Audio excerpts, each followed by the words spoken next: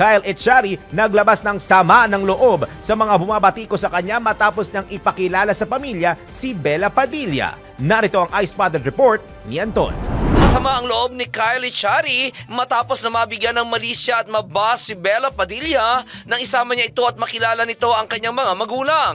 Kina Kyle kasi nagpasko ang aktres dahilan para mabas ito dahil sa hashtag na inilagay ni Kyle sa post nito sa kanyang Instagram account. Sa kanyang post, nilagay ito ni Kyle ng caption na "Happy Birthday Jesus Christ from me pamilya and our new at Bella in the family." Bella din kasi ang pangalan ng yumaong kapatid ni Kyle kaya't umani ng samot-saring komento ang post nito.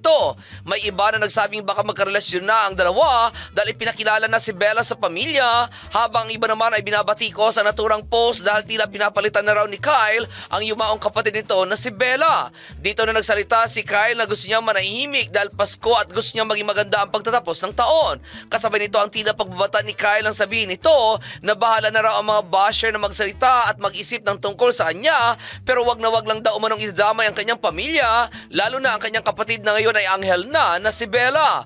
Okay lang daw na questionin ang anumang tungkol sa kanya, pero hindi raw pwedeng questionin ng mga ito ang pagmamahal nila sa kanilang yumaong kapatid, at saka ito nakiusap na tigilan na ang pagpapakalat ng mga issue dahil magtatapos ng taon at katatapos lamang ng Pasko. Nagsorry naman si Kyle sa kanyang ginawang pagpatol, kaya lang daw ay hindi niya kayang manahimik kapag idinadamay na ang kanyang pamilya. At iyan aking balitang showbiz para sa impila may todong lakas, DWIZ.